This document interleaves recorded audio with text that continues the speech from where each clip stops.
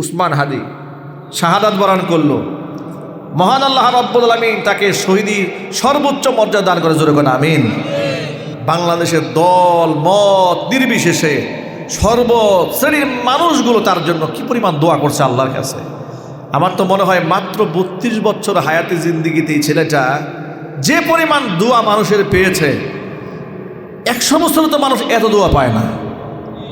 ঠিক না? ব্রেক জোরে বলেন। মানুষ 100 বছর জীবনযাপন করে ক্যারিয়ার গড়ে মানবতার খেদমত করি, এত দোয়া পায় না। এই ছেলেটা মাত্র 32 বছর হায়াত পেয়ে যে পরিমাণ দোয়া, যে পরিমাণ ভালোবাসা মানুষের পেয়েছে। আল্লাহু আকবার বলেন।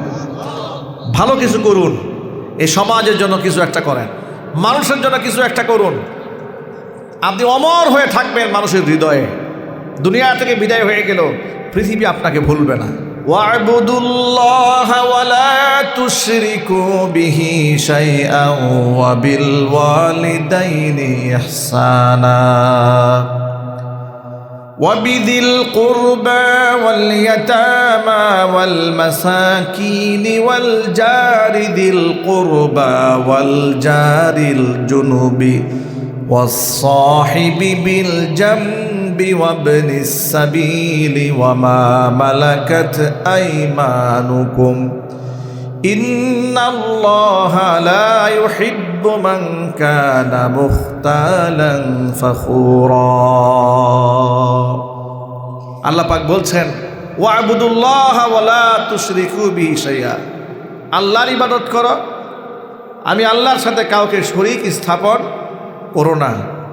আপনারা এক বাক্যে জবাব দিয়ে বলুন তো, আমাদের মাবুদকে, আমাদের ইলাহাকে, আমাদের স্রষ্টাকে, রিজিক দেওয়ার মালিককে, সকল ক্ষমতার উৎসকে, এই কথাটা মনে প্রাণে বিশ্বাস করেন তো? এই দুনিয়া শেষ নয়, এরপরে আযাবে বারযাক আছে, কবরের জীবন।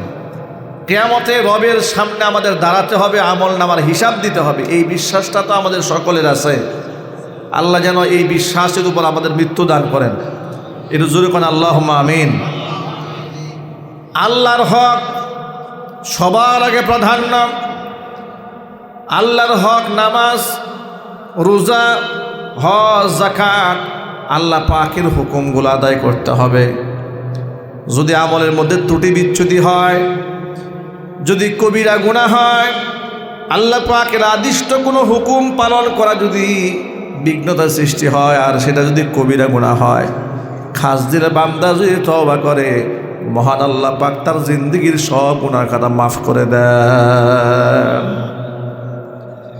আল্লাহ নবী বলেন আত-তাইবু মিনাজ যামবি কামান লা যামবা লাহ, যেই ব্যক্তি তওবা করে আমল নামায় এমন হয়ে যায় যেন বান্দা জীবনে কোনো গুনাহ করে নাই। কোরআন মাজিদে সূরা ফুরকানের মধ্যে আল্লাহ পাক আমাদের জন্য সুসংবাদ দিয়েছেন, ইল্লা মান তাবা ওয়া আমানা ওয়া আমিলা আমালান সালিহা فَأُولَئِكَ يُبَدِّلُ اللَّهُ سَيِّئَاتِهِمْ حَسَنَاتٍ وَكَانَ اللَّهُ غَفُورًا رَحِيمًا। তবে যারা তওবা করে ফেলবে, ঈমান আনবে, ভালো কাজ করবে, তওবা করার পরে আমল নামা নীল হবে না, শূন্য হবে না। আমি দয়াময় আল্লাহ তাআলা ফাউলাইকা ইউবাদদিলুল্লাহু সাইয়্যাতিহিম হাসানাত, তাদের সমস্ত খারাপ কাজগুলোকে আমি আল্লাহ নেকি দ্বারা বদলায় দেব। জোরে বলেন সুবহানাল্লাহ। এই যে ময়দানে আমরা যারা বসে আছি, আমাদের সবার আমল নামার মধ্যে গুনাহ আছে। আমি বক্তা থেকে শুরু করে সবার গুনাহ আছে না নাই? জোরে বলেন। কিন্তু আল্লাহ পাক এত দয়া করেন আমাদের উপরে যে আমরা দিল থেকে রবের কাছে ক্ষমা চাইলে মহান আল্লাহ আমাদেরকে ক্ষমা করে দেন। কারণ ক্ষমা চাওয়াটা আল্লাহ খুব পছন্দ করেন। হাদিস শরীফের মধ্যে এসেছে, নবী করিম সাল্লাল্লাহু আলাইহি সাল্লাম বলেছেন, কোরআনেও আছে, যে তোমরা যদি কোনো গুনাহ না করতে, কোনো প্রকার গুনাহ যদি তোমরা না করতে, তোমাদেরকে আল্লাহ মিটিয়ে দিয়ে এমন এক সম্প্রদায় পৃথিবীতে নিয়ে আসতেন যারা গুনাহ করার পরে আল্লাহর কাছে মাগফিরাত কামনা করতেন। কারণ আল্লাহ পাক এটা খুব পছন্দ করেন যে বান্দা তার কাছে মাপ চাচ্ছে। জোরে বলেন সুবহানাল্লাহ।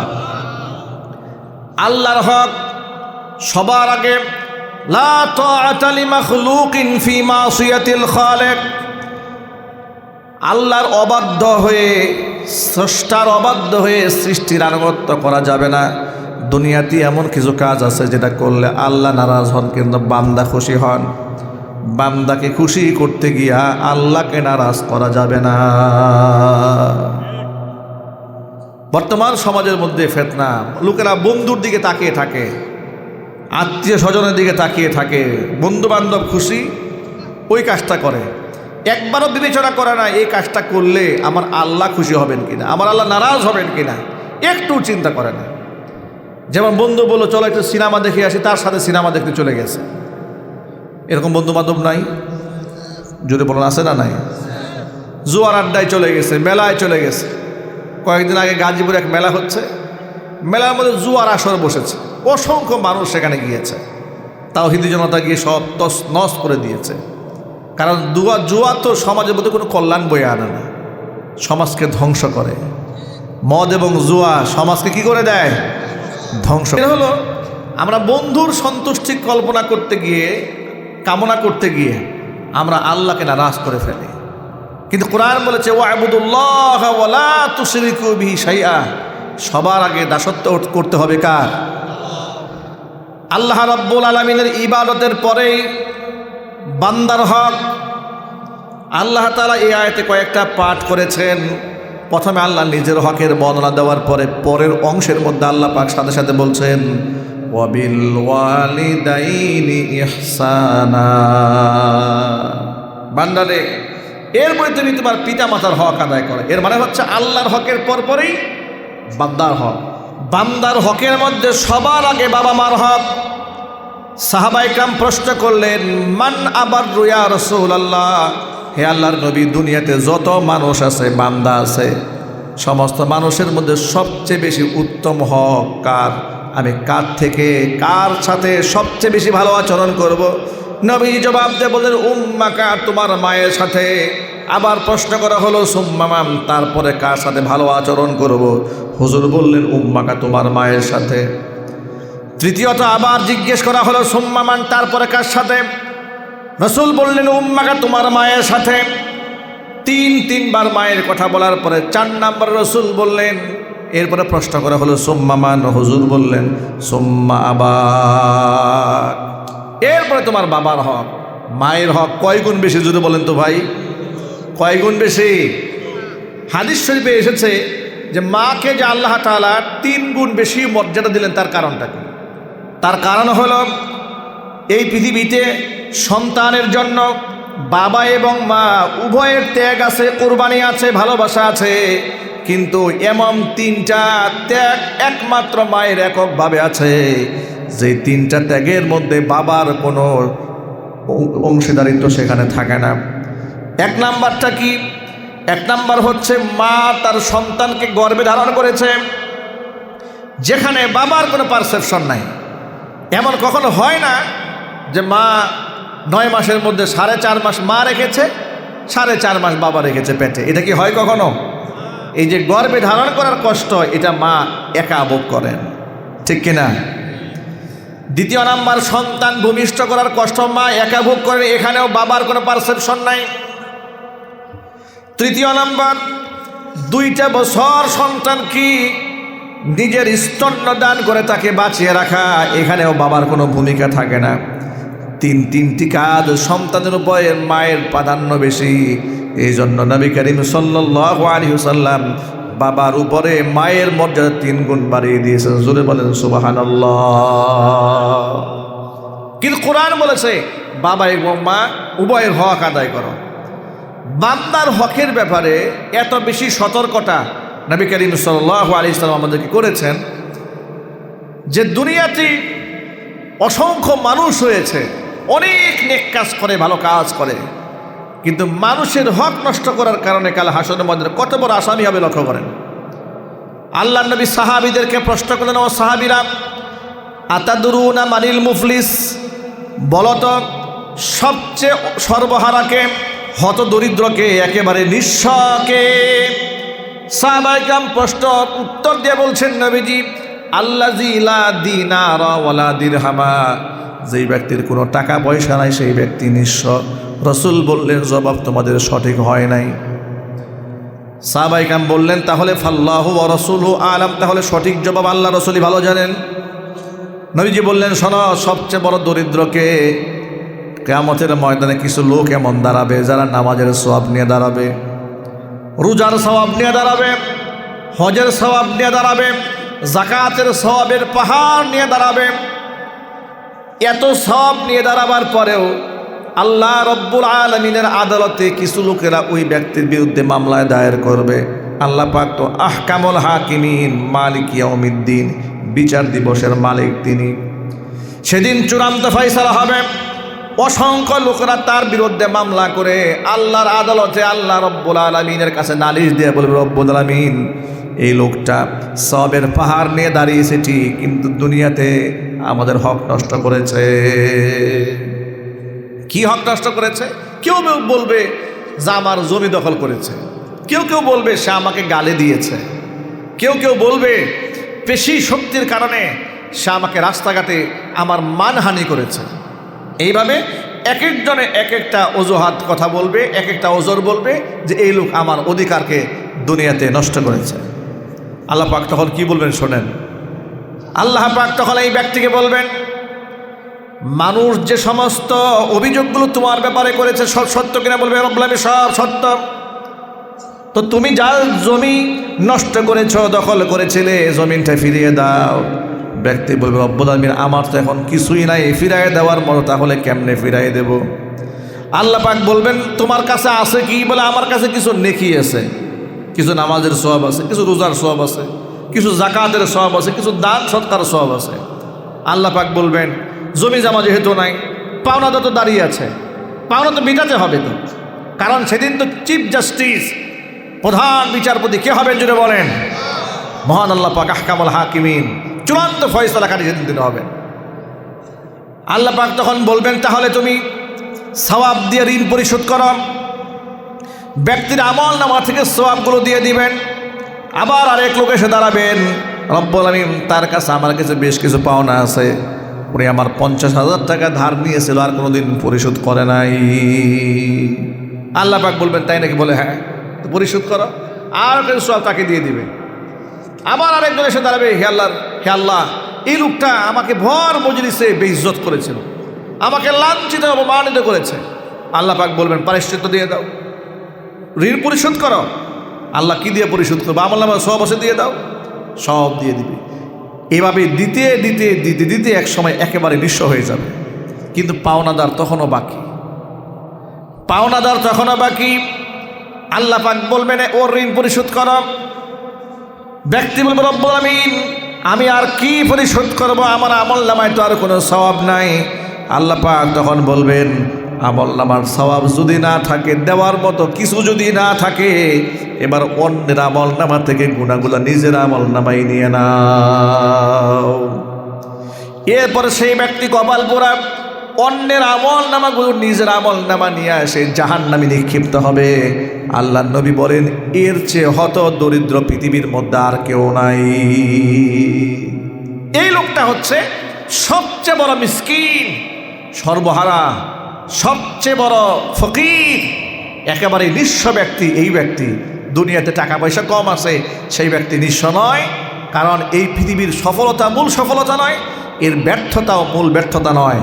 অবশ্যই কাল কিয়ামতের ময়দানের সফলতায় মূল সফলতা, কিয়ামতের ময়দানের ব্যর্থতায় মূল ব্যর্থতা। কথা ঠিক না ঠিক যদি বলেন। এই জন্য আমি সকল ভাইদেরকে বলি গভীর রজনীতে বান্দার হকের ব্যাপারে যত্নবান থাকতে হবে। বান্দার হক শুধু টাকা মেরে খাওয়ার নাম হক মারা নয়, শুধু জমি জমা দখল করার নামই হক মারা নয়। হক নষ্ট করার মানেটা কি? নবী করিম সাল্লাল্লাহু আলাইহি সাল্লাম বলেছেন হাক্কুল মুসলিমি আলাল মুসলিমি সিত্তুন। আল্লাহর হাবিব সাল্লাল্লাহু আলাইহি সাল্লাম বলেছেন এক মুসলমান অপর মুসলমানের উপরে 6টা হক আছে। কয়টা হক? যদি বলুন কয়টা? 1 নম্বর ইদা লাকিতাহু ফাসাল্লিম আলাইহি। যখন এক মুসলমান অপর মুসলমানের সাথে সাক্ষাৎ হয়েছে, প্রথম কাজ হচ্ছে তাকে তুমি সালাম দিবে।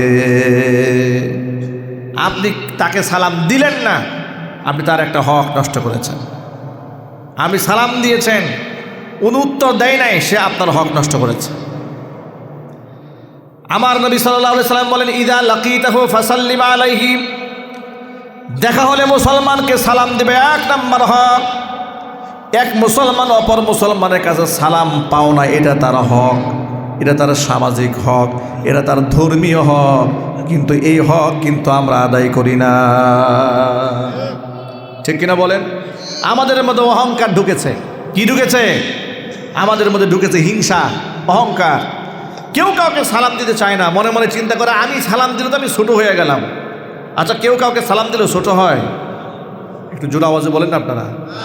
আপনি যদি কাউকে সালাম দেন আপনি ছোট হবেন না? আপনি ছোট হবেন না, আল্লাহর কসম। আপনি সালাম দিলে আপনি ছোট হবেন না।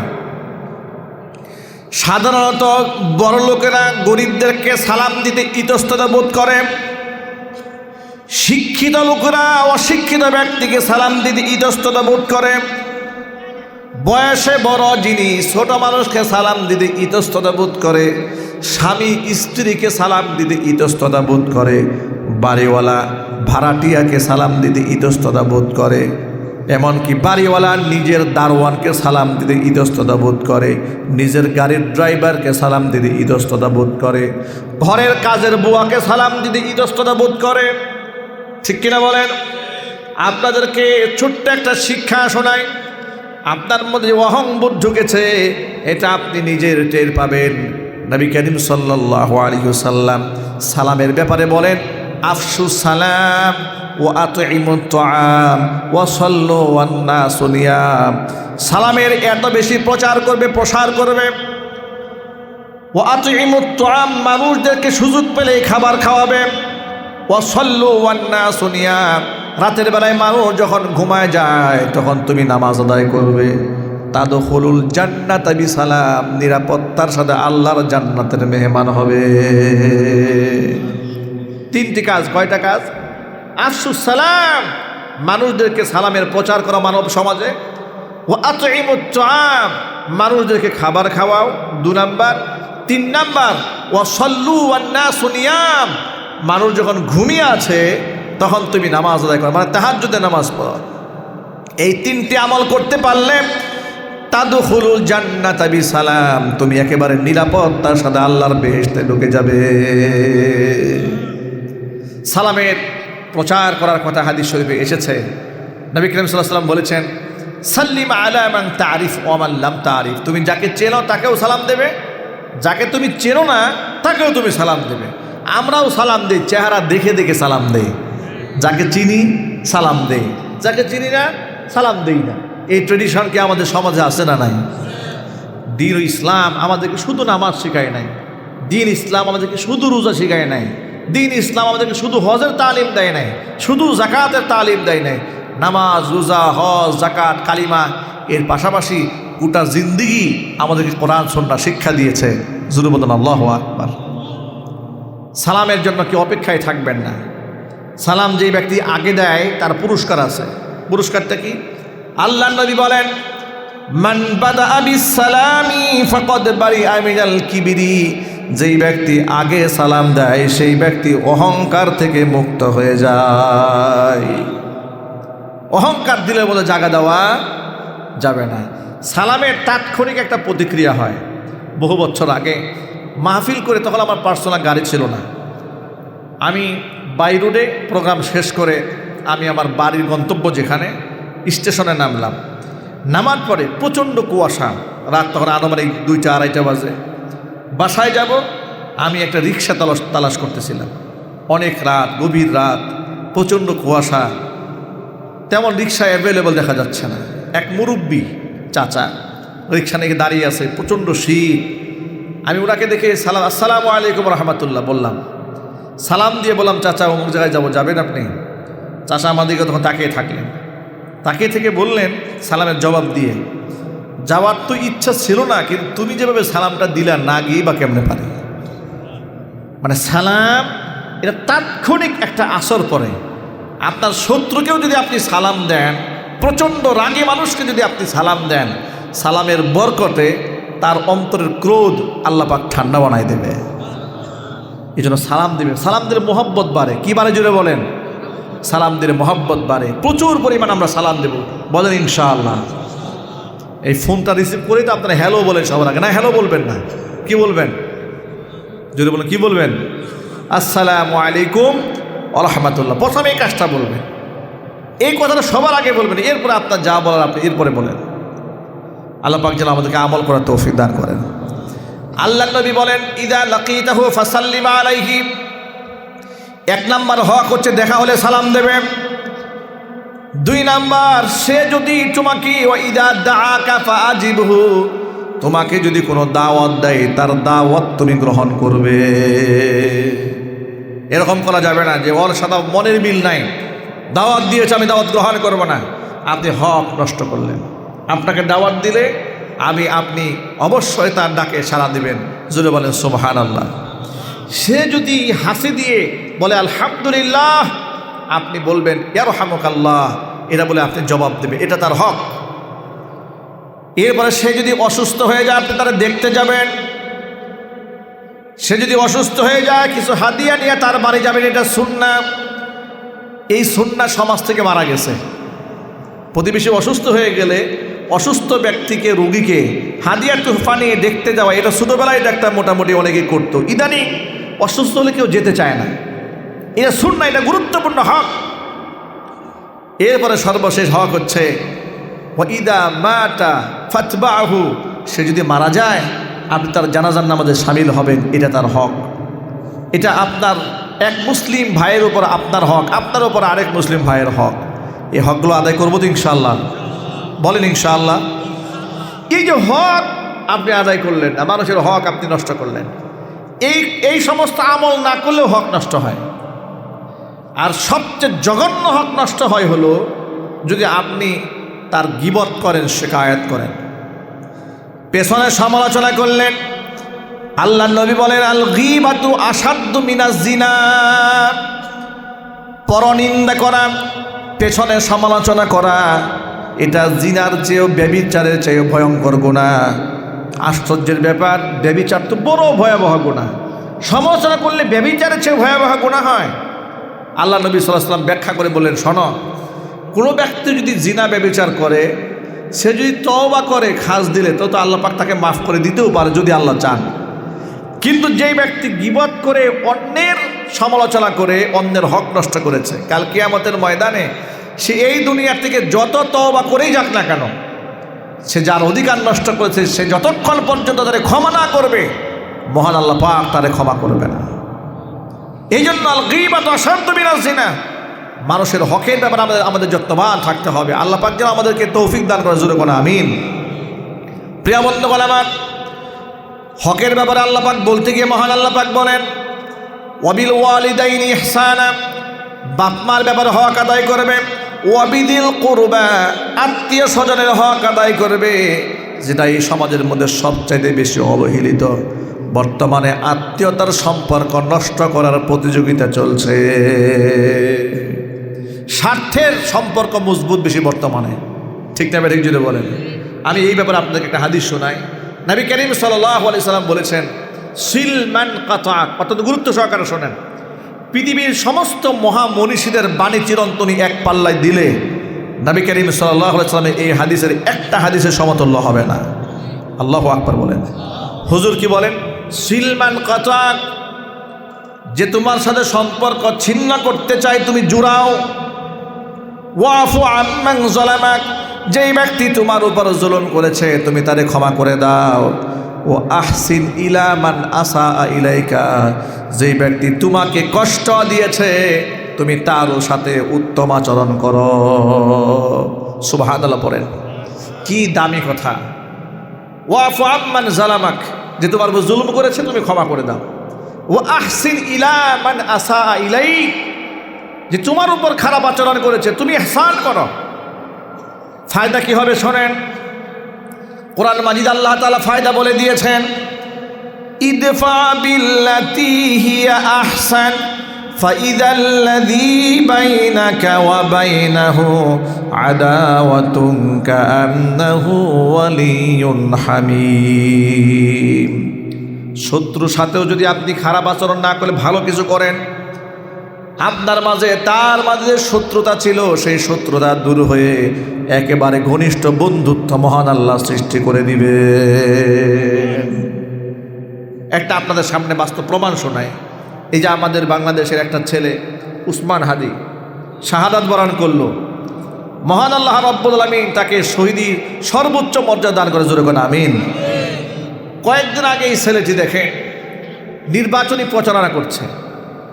নির্বাচনী প্রচারণা করার সময় বিল্ডিংয়ের উপর থেকে তার গায়ে নাকি ময়লা পানি ছড়েছে। একটা ভিডিওর মধ্যে দেখলাম, আমি ভাবতেছিলাম এই ছেলেটা এত মানুষের হৃদয়ে ঢুকেছে, এত মানুষ তার জন্য কান্না করছে, আখলাকটা কেমন, চরিত্রটা কেমন। দেখলাম এই ছেলেটি বলছে যে ময়লা পানি 3 বার নাকি তার গায়ে ময়লা পানি ফেলেছে।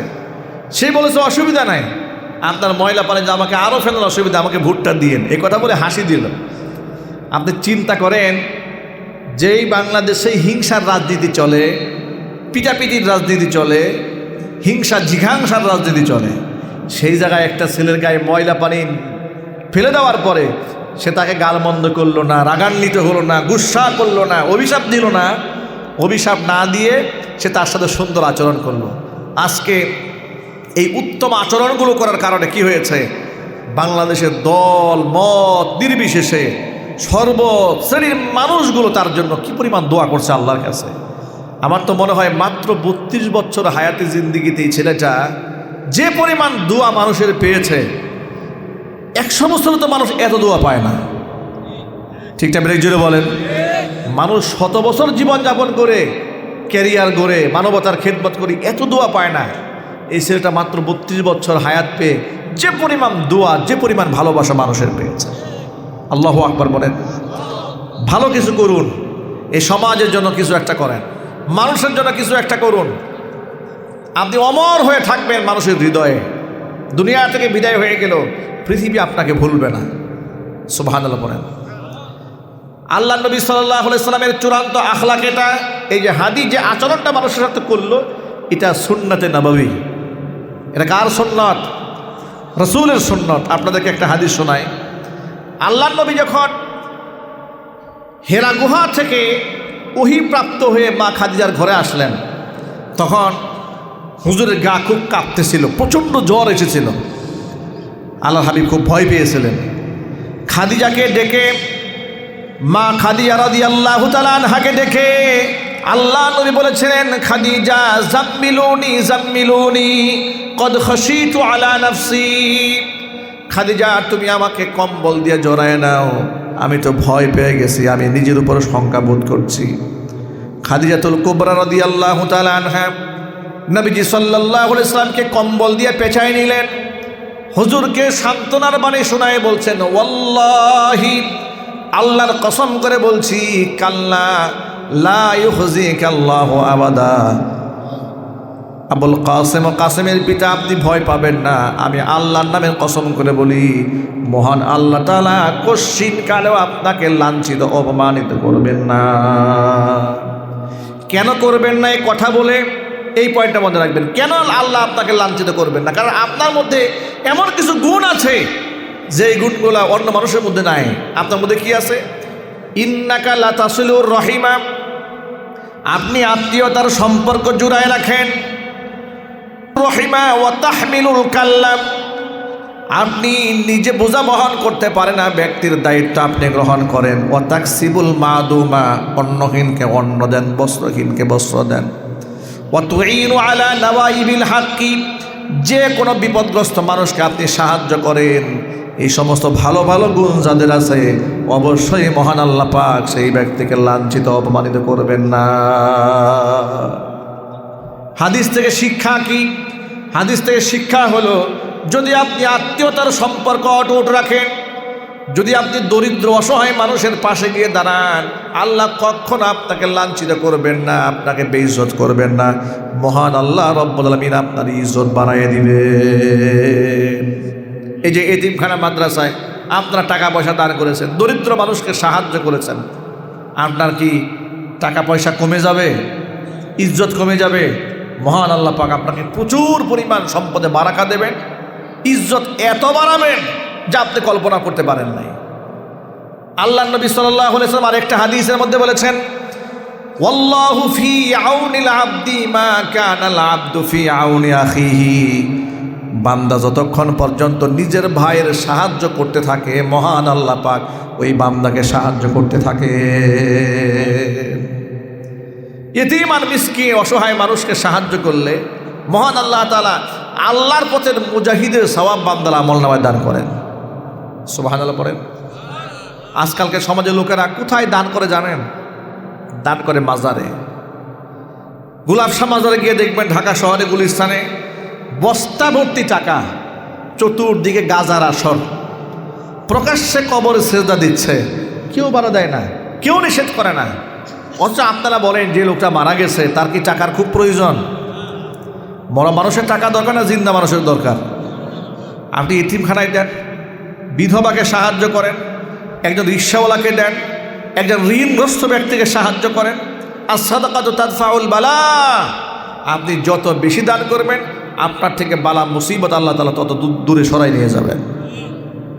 আপনি ইয়ামহাকুল্লাহুর রিবা ওয়া ইউরবি সাদাকাত, সুদকে মহান আল্লাহ নিশ্চিহ্ন করে দেন, পক্ষান্তরে দানকে আল্লাহ পাক বৃদ্ধি করে দেন।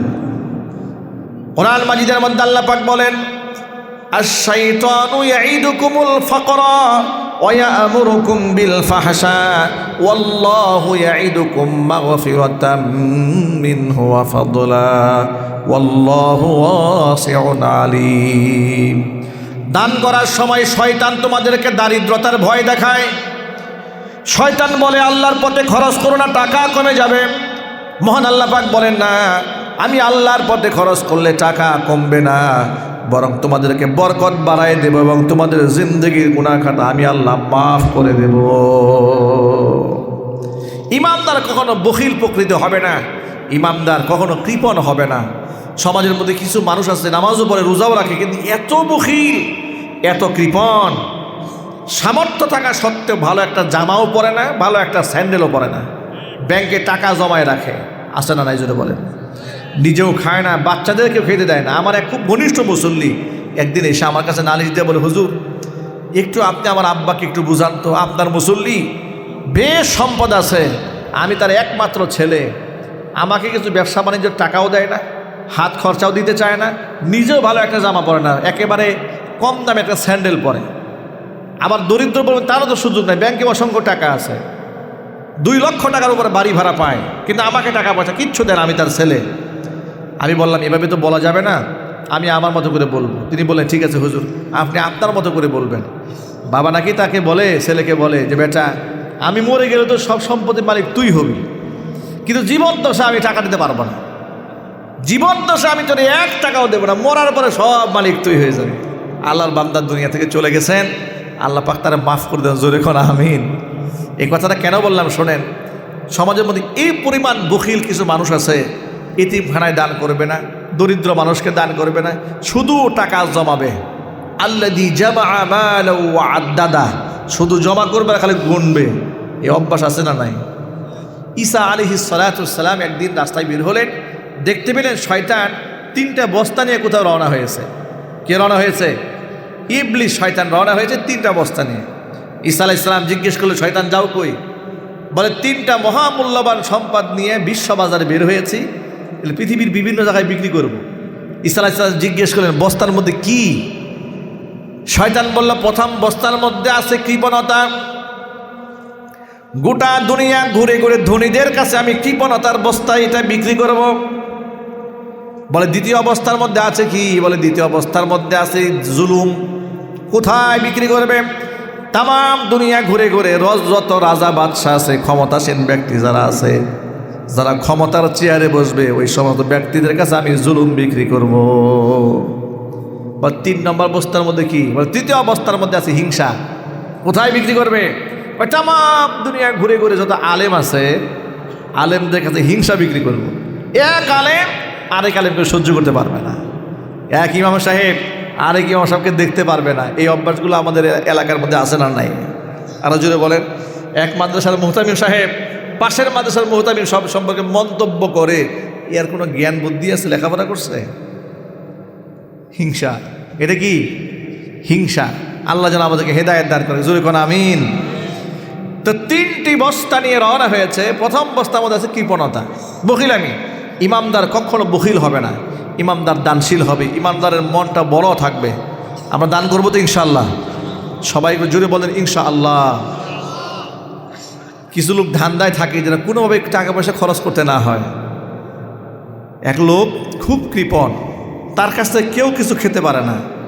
সকালবেলা নাস্তা খেতে বসেছে, হঠাৎ করে শীতের সকাল তো কাক এসে সু মেরে রুটি একটা নিয়ে গেছে। এখন এত বখিল মানুষ তার কাছ থেকে রুটি নিয়ে গেছে, কাক তো আর বখিল আর ধনী চিনে না, রুটি নিয়ে গেছে। এখন এই বখিল তার পিছনে দৌড়াচ্ছে, কাকের পিছনে দৌড়াচ্ছে। কাক ডালে বসে রুটি খাচ্ছিল, ডালের মধ্যে ঢিল ছুড়া শুরু করেছে। কাক চিন্তা করলে তো নাসুর বান্দা, এবার কাক উঠতে উঠতে সামনে যাচ্ছে, এর পিছনে পিছনে ও দৌড়াচ্ছে। ও মনে মনে বলতেছে, বেটা কাক, তুমি কার রুটি নিয়ে এসে খবর রাখো না, তুমি আমার কাছ থেকে রুটি খাবে তা হবে না, তোমার আমি শান্তি দেবো, রুটি খেতে দেবো না। এবার কাকের পিছনে ছুটছে। কাক নিচে তাকায় দেখে এত খারাপ লোক, কত মানুষের রুটি খাইলাম, এর দৌড়ানি খাই না, ও আমার দৌড়াচ্ছে। খাল পার হয়ে উপরে চলে গেছে। খাল পার হয়ে উপরে যাওয়ার পরে এই বেচারা খালের পাশে দাঁড়ায় বলে, যা এটা আল্লাহ রাস্তায় সদকা করে দিলাম। আমাদের সমাজে কিছু দানশীলদের অবস্থা এমন হয়েছে, টাকা পয়সা দেওয়ার সময় পকেটের সবচেয়ে দুর্বল টাকাটা, সবচেয়ে সিরা টাকাটা, যেটা গরিবই নেয় না, মিসকিন নিতে চায় না, এগুলো মসজিদে দান করে, মাদ্রাসায় দান করে। ঠিক না? এটা জোরে বলেন। লান তানালুল বিররা হাত্তা তুনফিকু মিম্মা তুহিব্বুন। আল্লাহর পথে আপনি সেটা খরচ করবেন যেটা আপনার কাছে সবচেয়ে বেশি প্রিয়। এর আগ পর্যন্ত কল্যাণ হাসিল হবে না। এই আয়াত নাজিল হওয়ার পরে নবী করিম সাল্লাল্লাহু আলাইহি ওয়াসাল্লামের সাহাবী হযরত আবু তালহা রাদিয়াল্লাহু তাআলা আনহু রাসূলের কাছে আসলেন। এসে বললেন, হে আল্লাহর নবী, মদিনাতুল মুনাওয়ারায় আমার 2টা খেজুরের বাগান আছে। সব বাগানে বছর একবার ফসল হয়, আমার এই খেজুর বাগানে 2টায় প্রতি বছর 2বার ফসল হয়। এই বাগান আমার কাছে খুব প্রিয় বাগান। আল্লাহ পাক বলেছেন, পছন্দনীয় জিনিস আল্লাহর পথে ব্যয় না করলে কল্যাণ হাসিল হবে না। আমি আল্লাহর সন্তুষ্টি কল্পে কল্যাণ পাওয়ার জন্য এই 2টি বাগানে আল্লাহর পথে দান করে দিলাম। জোরে বলেন সুবহানাল্লাহ। সাহাবায়ে কেরাম উত্তমটা দিতেন, আর আমরা পকেটে হাত দেখে দেখি সবচেয়ে খারাপ টাকাটা কোনটা, সেটা আমরা আল্লাহর সাথে দান করব। আল্লাহ পাক যেন আমাদেরকে ভালো জিনিস আল্লাহর পথে খরচ করার তৌফিক দান করেন। এই লম্বা কথাগুলো বলার উদ্দেশ্য হলো যে ইমানদার ব্যক্তি তারা কখনো বখিল হবে না, কৃপণ হবে না, তারা উদার হবে। আপনি এতিম, অসহায়, দরিদ্র মাদ্রাসা ছাত্রকে দান করলে আল্লাহ পাক আপনার সম্পদে বারাকা বাড়াই দিবেন। মহান আল্লাহ রাব্বুল আলামিন যেন আমাদের সকলকে মাদ্রাসার প্রতি সহনশীল হওয়ার তৌফিক দান করেন। এই যে ছেলেরা মাথায় পাগড়ি পেল, মহান আল্লাহ পাক যেন এক একটা হাফিজ কোরআনকে হক্কানে আলেম, দাঈ ইলাল্লাহ, মুফাসসির কোরআন, জগৎ বিখ্যাত আলেম হিসেবে কবুল করেন। জোরে কোন আমিন। সাথে সাথে আমরা আরেকটা নিয়ত করব, শুধু এদের জন্য দোয়া করব না, এদের জন্য দোয়া করার পাশাপাশি আমরা আমাদের সন্তানদেরকে হাফেজ বানাবো ইনশাআল্লাহ।